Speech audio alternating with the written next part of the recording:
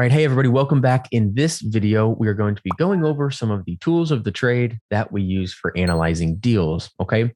So fair warning, all of these softwares are they have deep capabilities, way more than I'm going to cover in this quick crash course. But through this video, through some of the previous videos and through the bonuses we include, where you watch me go through and do a mailer or watch me analyze a deal, you are going to kind of get the basics. You're going to get what you really need to use. And to be frank with you, I don't use anything out of what I've showed you in these videos. So you're going to see how I interact with these tools. This is not meant to be like a full-blown course on DataTree or MapRight or anything like that. But luckily, most of the softwares are pretty easy and self-explanatory. So with that being said, we're going to jump in. I'm going to be going over MapRight, DataTree, Lands of America, and Zillow. These are really the only tools I normally pull up whenever I am analyzing a deal. Okay, so let's jump in. Okay, so I figured it'd be great to just kind of walk you guys through the process of what happens when a lead comes in, right? So on our team, you can see here, and again, people use different softwares and different systems. Trello is what we use. We have a pretty big team, and Trello works really well for the project management side. A lot of people use a lot of different things. So take it for what it's worth, but we like Trello. So this is what a lead looks like when it comes through. When it goes through our system, our team puts, pictures of the property on the cards, goes through all of our normal kind of starting information here. This has, they've gone through wetland, they have access, comps here, just removed them for the video. They have all sorts of different things here, right? All the stuff we kind of talked about on the acquisitions module that are in the facts check, right? Floodplain access, comps, taxes, and slope. You can see they've kind of answered all of those here. And then some notes, and then they've listed some comps down here. All right. So this is what it looks like when it comes in. So I figured I would use this as an example and just kind of walk through how I would have analyzed this deal. All right. So first thing we do is our team creates a MapRight link for it. Right. So I believe I have that up here. So here is the deal that we're looking at. So MapRight, this is a tool, another tool that we use here. And this is one of the most important tools, I think. It really combines a lot of different tools into one for you. So where you may need to go to a FEMA website to look at the floodplain, and you may need to go to the county website to look at their outline of the property. Whatever the case may be, MapRight pulls in a lot of this information for you. Not only does it pull in really cool stuff like the floodplains. So I'll show you here, you can pop your floodplain up. We don't have a floodplain here. You can see the blue over here though. There's some floodplain. We can see the wetlands. You can see there's a small wetland that runs through this, but that really wouldn't be a problem for us. You can even click on it. It'll tell you what the type is, what the FEMA code for it is. So that's pretty cool. And in addition, you can click on, the properties. You can see who owns them, and just depending on the county, but it will pull a lot of really cool information in for you. Legal description. Sometimes it'll pull in the last sale, type of transaction, resale, maybe not for this county. Some areas it will. If you know what a county GIS system is, it's like a big GIS that works pretty much across the country. For example, if I went to Lafleur County, which is where this property is, Lafleur County GIS. Right? I don't actually know if they have one. I have not analyzed this, and it does not look like they do. Lafleur County, Oklahoma, GIS. I believe this is Mississippi. So you can see this one, Lafleur County doesn't even have their own internal publicly accessible GIS. For example, though, this is a county in Colorado I know has one. So you can click into this. And you'll see these kind of look similar, right? There's different softwares and different ways that you use these, but this is the specific system for this county, Castilla County. So, all counties have generally, some of the ones like that, rural county in Oklahoma won't, but most counties will have their own internal system. So you don't necessarily have to pay for a system like MapRight, but when you're doing deals across different areas and you're really trying to streamline your business, I find that having one mapping tool is like really very, very helpful. And yeah, sometimes we have to come in and we have to use the local systems, but I would say recently, like MapRight, pretty much on the ball. They have, for most areas we work, all the data that we need. Okay, so I did not mean to do that, but I was just going to show you real quick. This is kind of the same thing as MapRight. I should zoom in here. We should see the parcels pop up, and typically you can click on the parcels. And again, similarly to MapRight, it'll give you the information. I believe you have to, I don't know how this exact one works. Yeah, there we go. And it pops up down there. So again, a GIS system, I believe, is Geographical Information System. They're implemented and deployed on the county level. So one county may have one, the other county may not. They may have different tools, but just know that most counties have a way you can come in and look at the property here within their local system. But then again, like, so I don't think this one has overlaying FEMA maps. Like, they're just not normally as robust. So that's why we generally stick with MapRight. So anyhow, MapRight has really everything you need. You look at sloping, these are your contour lines here, wetlands, floodplain, all sorts of different things you can look in here. You can look at transmission lines. There's a million things you can look at. So really what we use this for is just what I said, is our facts check, floodplain, access, comps, taxes, and slope. Generally, sometimes you can see the taxes in here. There's a lot of stuff you can do. So that's why we like it. Has another cool little bit here. It takes a lot of computer processing power. Let's see if it works here. But it'll try and create a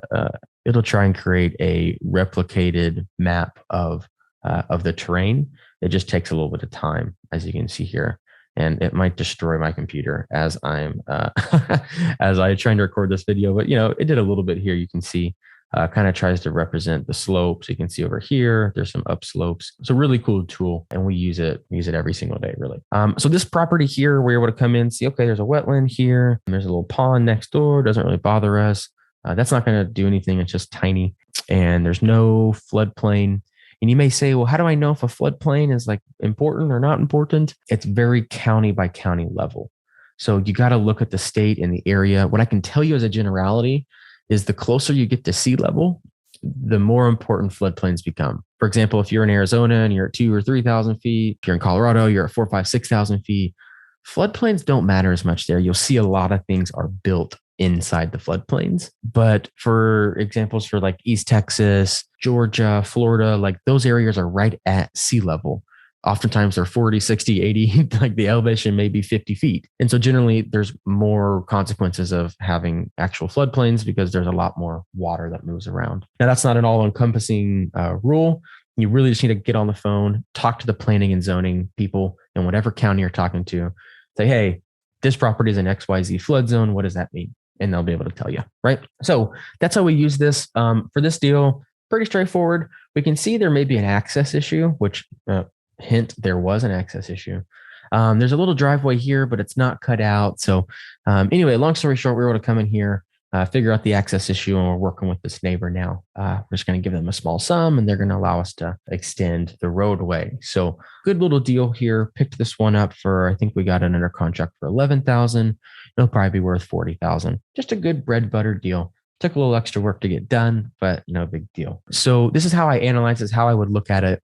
I have a couple other examples here. This is another one, not a great example, but this is a little closer to a city. This is outside of Phoenix, Arizona. Somebody wanted to sell this property to us. They wanted way too much money, so we did not buy it. But what was good about this is as I was cross-referencing on Zillow, I was able to see that some of the neighboring properties were for sale, and I was able to see the pricing, and that kind of gave us just a dead indicator on how much the property was worth. So there's one. Here's another one I pulled up just because it had some more dramatic sloping. So you can see here that you have, from top to bottom in this property, you're changing about 100 feet. So not too terrible. How I normally measure slope to determine if it's usable or if it's really unusable is you're just looking for a percentage. And I'll show you how to calculate that real quick. It's very simple. I come into tools and I use this perimeter measurement tool, and you just need to measure in different parts of the property. And I'll just draw out a 100-foot line here. I'm going to come down here and do it just because it will be easier. We measure it from this point, measure about 100 feet. And we can see the elevation change here is not much. That's probably about 5 feet. Let's say it's 5 feet. All right. Because you can see we have 6,020 and 6,000. That may have been a 5-foot change there. So if you draw a 100-foot line and it changes 5 feet, it's around about a 5% change. It's around a 5% slope on the property. Okay. If I were to zoom out and go to some of these properties over here, let's see if we can find an example of one that might be a little bit less usable. So let's use this guy, for example. Okay. Big property. Let's look up here kind of in its more ridged areas. So I'm going to come here and I'm going to use my perimeter tool again. I'm just going to measure a 100-foot line here. It's about 100 feet there. So if we come in and look at this, we go from 6,400 to 6,420. So in this area of the property, it's about a 20% slope. 20% is you're getting towards unusable. 25 is normally my tipping point. I've sold many sloped lots, so it's definitely not a game changer. And especially for this property, you can see it's sloped here, but up here it's not as sloped, right? We could go do the same thing here. Pull out our perimeter measure, pull this line out here and see that up here. Okay, well, we're about 100 feet and it moves about 15, probably about 10. So that's probably about a 10% slope there. That's perfectly fine to build something on. And of course, down here, as the property goes down, there's a lot more flat areas. But just kind of trying to show an example, like if, this was the property here, right? If this was the whole property, this little section, these would probably be way over 15%, I would guess, just by doing a look. You can see here, we move 6420 to 6380, so about 40 feet. So over 100-foot line, it moves 40 feet, roundabout going to be a 40% slope. That would be unusable, right? So just a couple of examples there. That's how we generally gauge slope. So this is MapRight. That's really what we do. We come in, we actually have our team do it. They come in here and they check everything. Any red flags, they note. Obviously for this one, it was pretty straightforward. So now we've looked at the property. We've gauged, hey, there's no big red flags with this one other than the access, but we kind of knew that going into it. So how would we go about actually looking for comps on this? So at some point you got to price it, right? You got to know what it's worth and you got to know what you can pay. Okay, so I'm going to come here and copy this parcel number and I'm going to take this over to DataTree and I'm going to go to state Oklahoma. I'm going to go to county LaFleur. And again, you got to be careful because you never know. I need to change this. So you see here, it says search by. This happens to me all the time. You got to change it over to APN. Okay, and now let's see if that works. It may not. Let's actually search for the guy by name. Let's see if that brings it up. Hopefully. Okay, there we go. So here we see the property. Okay. And depending on the area, DataTree may or may not have comps available. Okay. You can see as long as Zoom is not covering it up here, there will be little dots as I zoom out start popping up. Like for example, you can already see within the screen, this lot here is listed for sale for $260,000. So that could be one of your comps. Now, should it be? No, because it has a house on it. But if it was just raw land, it could be, right? So depending on how you get to it, right? Every county is different. You got to realize this system, DataTree, it just indexes all of the different county databases, and then it's representing the data to you in a way that you can digest it. So you got to understand that sometimes copy and pasting the APN number, like I just did, may not work, right? I may have needed to get it in this format, or I don't even know. I just decided to search for his name, and I was able to find it. So you just got to kind of play around with that sometimes. But anyhow, so here's the property. I'm going to start zooming out a little bit and see if we can see any land comps pop up. So this is free. All right. And the reason I'm showing you this is you can do this for free. You don't have to pay for a report to actually look at these comps. Let's see. This one looked like it was vacant. Nope, that's a house. I can see having a little trouble finding a vacant lot over here, which is probably good. Probably good for us. That means there's not many for sale. Let's look up here a little more. This has a house on it. Let's use it as an example. So you can click it, push view property, and you'll see what the sales price was, right? And again, this is free. I'm going to show you in a second a way that you can actually go and just say, hey, give me all the comps around this. But I'm trying to see if we can maybe find a good land comp that might help us out a little bit. All right. I may have spent my limit of time that I want to searching for a land comp. So let's switch over and I'll show you how to run a sales comp report. Okay, so as you can see, not every software works perfectly every time. Unfortunately, it didn't give me any free comps. So I'm going to show you how to run a cheap report that I think is the best value on DataTree that can generally give you some good comps. So first, you need to find your property and select it like I have here. This is our property. I'm going to come over and drop down property data reports, and I'm going to click this sales comparable report. All right, all you got to do is that and push order. Okay, so while that's loading, we'll give you just a quick note. If you lose this page, it's really hard to get back to. Okay, so try not to lose it. If you do lose it, it's only available for a few days. You have to come back and select the property, and it will pop up next to this subject property. Okay, hard to get back to, but if you do end up clearing it, can't get back, that's how you come back to it. You push sales comps. So here on our sales comp report, you're going to see, you're going to think, oh my God, I just paid $2 for this report, and it gave me no comps. All right, this report is built for houses. Pretty easy, pretty simple. Okay.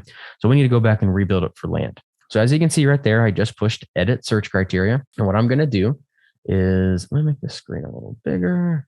There we go. I am going to make this larger. All right. So it says distance from subject 0.5. That's 0.5 miles. I'm going to go for 10. Okay.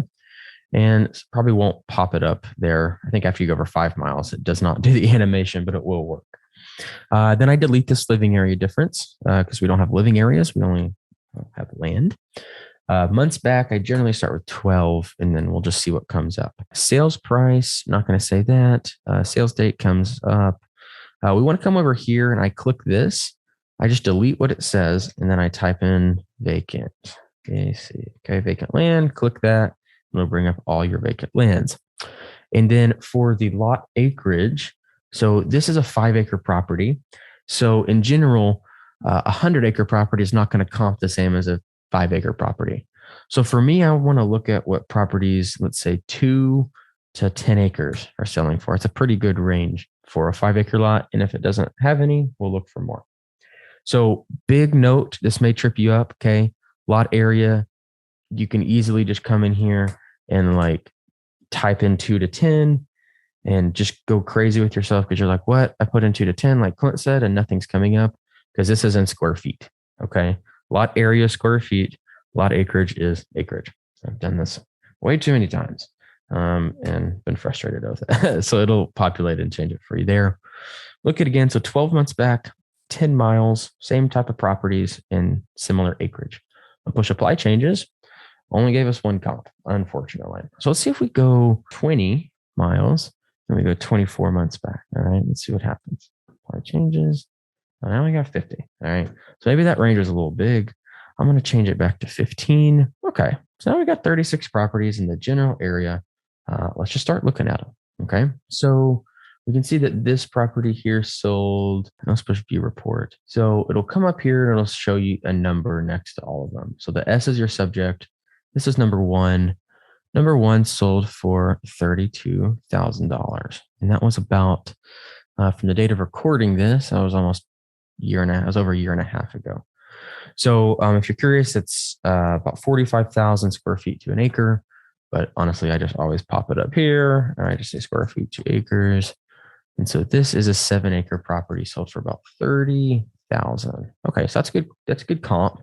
7-acre vacant property sold for 32,000. Great. That's what I need to know. It's right next door to it. It sold in 2020. Prices have gone up since then, especially through the pandemic. But that's a great comp to start with. Okay. Let's see what else we got here. We got 24. Let's scroll down to 24 here. And this one sold and I didn't give a price. So sometimes, especially in states that are non-disclosure states, you can just put a number on the deed and you don't have to actually disclose the true sales price. So sometimes you'll get wonky stuff like that. Make sure you just throw that out, right?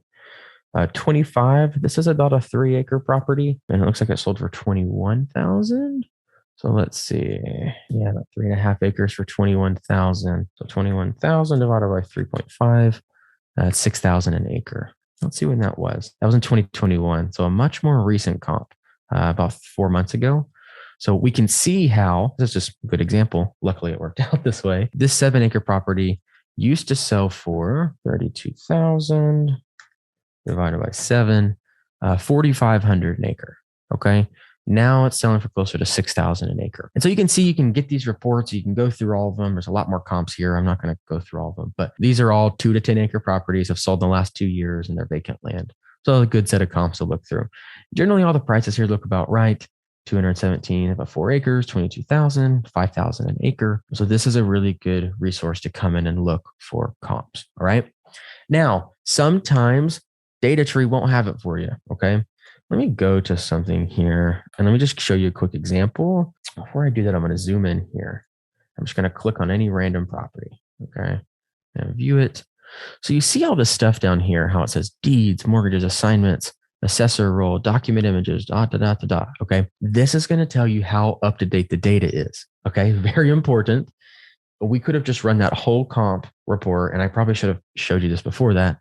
And this data could have said it hasn't been updated in 18 months. Okay. That would be problematic for us. All right. And I'm going to see if I can go to an area right now that I know does not have good data here. So you can see here, this one's a little bit different. Okay. So it says that it has the assessor role, but it does not have any of this other stuff. Okay. Now let me give you my personal opinion on that. It doesn't matter. You can choose any property in the county. Okay. I just chose a random one here and it will give you for this county, this is what we have. Okay. So this says that the last updated date was October 2021. I'm filming this in November of 2021. So that date, how I'm looking at this, just from my experience, tells me that DataTree is not super accurate. All right. I generally find that this number really is lagging a couple months behind. All right. And especially if they don't have any transaction data, so they don't have deeds, mortgages, anything, that means they don't have a big pool into that county. So it makes me really question the quality of the data you get. Okay. So that's why I tell you to look at this, right? The quality of your data is all that really matters. Right. And so if this, especially if this had said May 2021, that would make me think that it was really, really long ago. So what I recommend doing in this situation is taking a sample size and comparing it with the county's records. And if you take a sample size of 10 and 2 of them are off, that means you're going to have a really bad data set. Okay. So that's really what we do. I just wanted to show you how to check for the freshness of the data. All right. So let's say that comp was here and I couldn't find good data in DataTree. I would then need to come over here. All right. And so I always do this anyway. So I don't think it's ever just one tool. I think it's very important to check different sources, right? Because just for context, okay, while I'm talking, I'm going to go back to this property. Sometimes, for example, and I saw when we were looking at this just a second ago. Let's go back. I saw when we were looking at this, all right, that we saw here in this report, whenever it pops up, I saw 2 properties up here. Where were right here? Okay. Oh, they weren't. Okay. But anyhow, I'm going to pretend that these 2 numbers are the same. Okay. I'm going to pretend that those 25,000s are the same. And I might be able to find an example on here if I look close enough. I don't see one. So you'll see this a lot. All right. I'm just going to manufacture this example. Pretend this also said 22.5. Okay. You may look at this and say, oh, both of these properties sold for 22,500. All right. When in actuality, what happens is DataTree, maybe they sold 3 properties at one time. Right. And so DataTree goes and what it does is it looks at the last deed. Okay. Here's the last deed. And the last deed says that the sales price was $25,000 or $22,500, whatever it is here. But what can happen is you can sell multiple properties on one deed. So for example, if they sold both of these properties at the same time, right, they would both come up as 22,500 and they would likely come up as the same date or very, very close dates. Okay. So you got to keep an eye out for that because sometimes you'll see a bunch of properties next door to each other that have sold and you'll click and you'll be like, oh my gosh, this is such a great price for this property. And looking at a little more in depth, you'll see, okay, well, this property and this property and this property and this property all have 20,000, 10,000, whatever it is, that dollar amount on there, they were probably all sold together. And you can also look at the sales date and see when that was. So just a little tip for you, because that will definitely catch you. Okay. So let's go into Lands of America. And again, good example here, just walking through it kind of top to bottom, zoomed in on my area. I'm going to go to satellite and I am going to first come up here and do my filters. So same filters as DataTree. We're going to go 2 to 10. Okay. And generally what I do here is I come to more filters and I do includes residents, no, and I add on sold and I do apply. And for some reason, Lands of America likes to zoom out to the whole country. And so boom, here we go. Now we can see some comps. Now, got to show you, there's really no shortcut to this. You just got to sometimes find it on the map, unfortunately. So for example, I see Sunset Corner. I see Spiro. I need to go find that. And then I need to backtrack into it. So let's use that one. Spiro, Oklahoma. Spiro, Oklahoma. I'm going to leave my filters on there. This is just going to take me closer to the property because that was the whole county I just searched for. And now I should be able to find this property. It's in here somewhere. And again, this is just, there's no graceful way to do this, unfortunately. You have to generally just compare the map. So I'm looking for Highway 31. Let's see if we can go find that over here, Highway 31. The property's just north of that. Looks like it's right here. Boom. Okay, got it, finally. So here's my secret tactic to how to comp a property. Okay, you find it on the map, you start zoomed in like this, you push search, and then you zoom out, and you zoom out, and you zoom out, and you zoom out, and zoom out. Okay, so we see here 7 acres, which looks like mostly a pond. Let's see. So right off the highway, 7 acres, a massive pond on the property. This property sold for $45,000. I think this was the one we saw on DataTree. Is that right? Let's see. No, that was $32,000. So, let's actually look at that. Let's see. So subject, property. Nope, not the same one. For some reason, DataTree didn't pull that in. So that shows you not always accurate. So you got to take these numbers with a grain of salt. That's what I was going with. You never know. This could pop up on here and say 45,000. But when they actually did the transaction, it said 32,000. That's why I was checking that, because I wanted to see if there was potentially a misrepresentation. And truly, it's very easy to do. We do it all the time, I bet, is when you take a property down, the back end of land.com will just say, did you sell this property? And it's very easy to just click through the prompts and not change it. And some people just don't want to change it. To be honest, they don't want to report the correct information. So you always got to take numbers with a grain of salt. So the way that this happened, this 45,000, is somebody closed the listing, they sold it, they didn't put in a different price, and that's what happens. And if you just think logically, most people aren't going to go and put the correct price in so that all their competition knows exactly what's going on. So all I say is take the numbers you see here with a grain of salt. All right. So that's a good comp. And again, my secret method is you start here and then you zoom out. So I'm going to zoom out a couple here. I'm going to redo search and see what comes up. So we got some comps, 10 acres, 24, 10 acres for 70,000, 7 acres for 28,000. So you can see here, and this is a really good thing to explain to you, that these these listings are they're varying quite a bit, I would say, in the price. Let me show you something. Let me click in here. Guarantee you, somewhere in here, these generally are realtor listings. And realtor listings you really have to take with a grain of salt, because they're oftentimes directly imported from the MLS. And so oftentimes you can tell, there you can see, this is a United Mixon County Realty. Sometimes they'll say in the body, it'll say MLS, but you got to look at realtor comps versus investor comps. Okay. So just something to be aware of. Let's do another search out here. We got 25 acres for 2.57 that sold. What's this comp? 5 acres for 25,000 in the middle of nowhere. So what we're doing here is we're coming to verify that what we saw in the data set is correct. All right. Because you want to always have multiple touch points. If you just are gambling on one, then you're kind of gambling. Okay. So look, we're looking at 3,500 an acre here, 10 acres. We're looking at about 6,500 an acre here, 4 acres for 25,000. It's about 6,000 an acre. So this kind of matches what I was thinking on the other side. From DataTree, I was guessing that we were going to be in this, where I put it, we're going to be in this range, somewhere between 4,000 and 6,000 an acre. I'm seeing pretty much the same thing over here, 4,000 to 6,000 an acre. There's always outliers. I always want to check. So this one's highway frontage for 210. Not really much for sale up here, but there are a lot of sold. So that's pretty good for us. We're buying this property at, I believe, 2,200 an acre. Yeah, 2,200 an acre. So we're buying this property for. And it is actually funny. The seller told us 2,200 an acre, no deal. And we looked and said 5 or 6 grand an acre. We'll take it, right? So we expect to sell this property for around 35 or 40 grand. That's kind of what my ball. Oh, look, the team even put it on there for us, 30 to 35 grand. So should be a good deal. That is how we go through comping. And same thing on Zillow. You would come in here, you would go find the property. Really, I'm just not going to do it because it's very similar to how we just did on Lands of America. You come in here, you're going to find your property. We're not even in the same area. It's up here. Come in here, find your property, and same thing. You just start doing research. Okay. You set this up for your lots and land. You can look at for sales. You can also look at sold comps. This one's pretty close. 5 acres for 20,000. So, gives you a good touch point. And see, this is actually a little cheaper. This is 4,000 an acre. So that gives me a little bit of a thought of, okay, well, maybe we only get 4,000 an acre here. So anyhow, and I don't know what's going on with Zillow. It says 162 for some reason, but same thing. You're going to come in here. You're going to look at what's for sale, what has sold, and that is going to generally guide your decision making.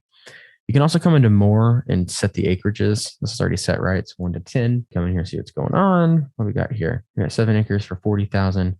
So yeah, seems like we're pretty confident in this. So, okay, that's what I got here. These are all the tools we generally use to analyze our deals. That is going to be MapRight, DataTree, Lands of America, Zillow. If needed, you can go to the county assessor website and check out their data as well. Okay, hope this was helpful. Ended up being a full example of me going through a deal. So that's generally the exact process that we walk through. Hope this helps, and we'll see you in the next video. Bye.